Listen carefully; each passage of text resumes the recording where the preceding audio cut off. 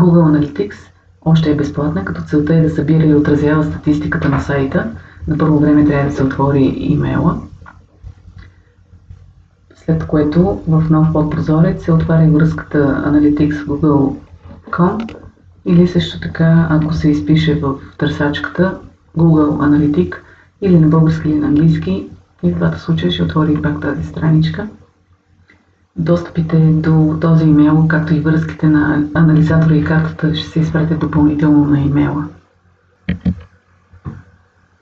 Тук проследява потребители, сесии, степен на отпадане, продължителност, активни потребители за момента, ако има. Откъде идват тези потребители? Това е директната връзка тук. Къде е насочена?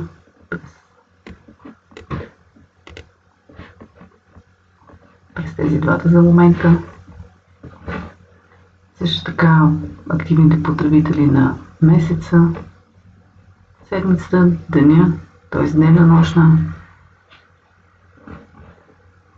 кога посещават от денонощието друга графика, сесии по държави,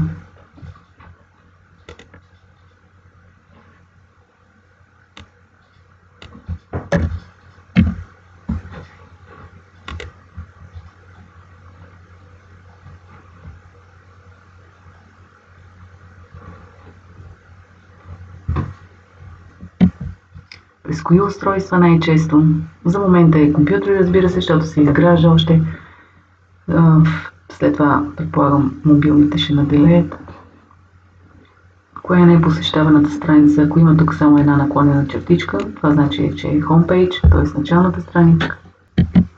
Тук се вижда, че всяка от изброените клетки има подробен отчет.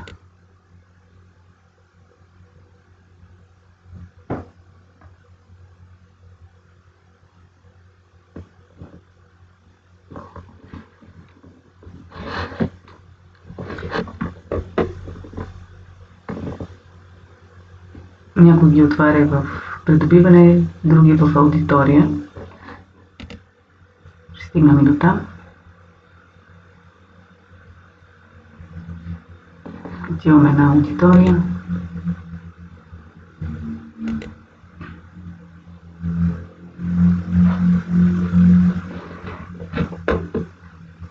На експортиране. В случай имаме повече избор, отколкото в WordPress. Имаме графично PDF и също така в Google таблица Excel и CSV, което се среща в WordPress, както знаем. Но в случая имаме повече графично представяне на данните, специално за тази графа, отколкото ако е дигитална, така че за предпочитане, да речем, може да се свали на PDF. Ето как би изглеждало.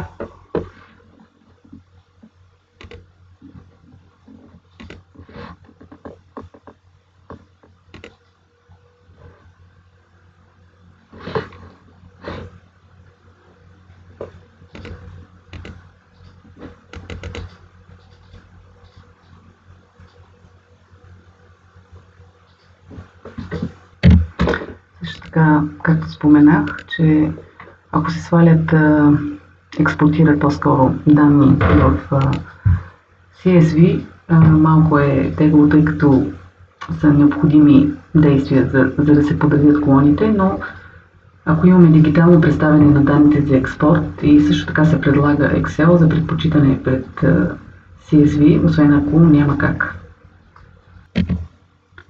Ако се натисне на всички потребители или на нов сегмент е едно и също.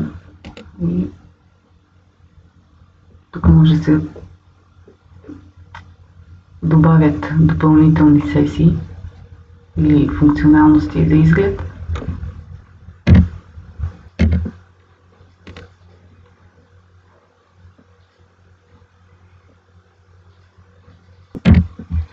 Така, тук може да направим, примерно, да зададем което спрямо.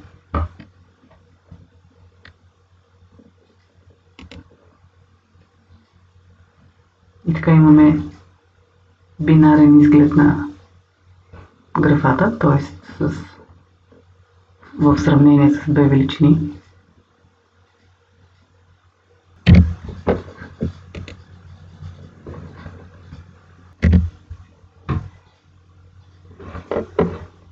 Може и да се селектират и всички.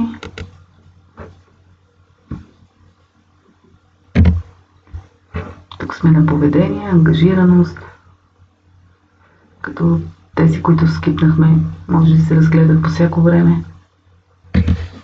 На технологии, операционните системи,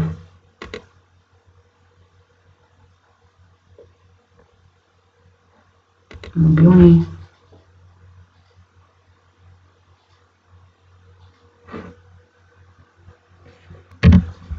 и ако цъкнем тук на устройства,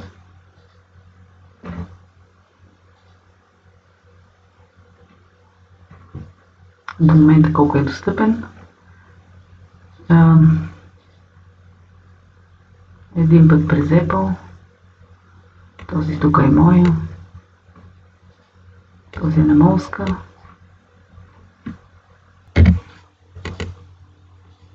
Отиваме на придобиване.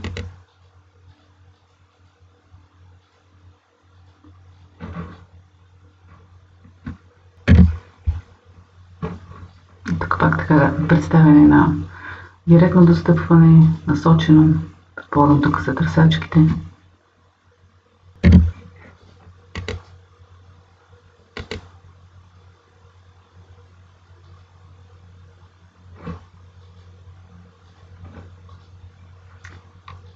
Google Ads и социални мрежи. Това са платени функции, като там се създават кампании, чрез които се попълват определени характеристики за сайта по отношение дали ще ползва търсачки или Facebook, и следствие на което тук се следят изпълнението в графичен вид на кампаниите и така нататък. И тези последните може да се разгледат по желание.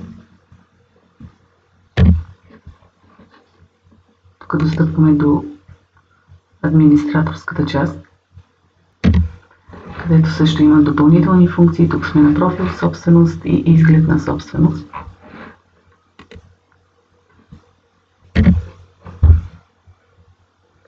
Тук си остава така.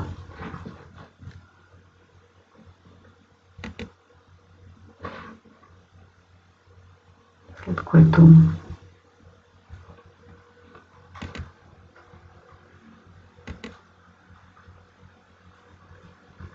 това е самия код, който прави връзката за проследяване в сайта, който е копиран. Ако се правят промени в Google анализа, този код също се променя и трябва пак от тук да се копира наново в сайта. Общо взето това е, което касае най-важното за Google анализ. Има доста функционалности, просто си трябва също така и времето. Благодаря за гледането.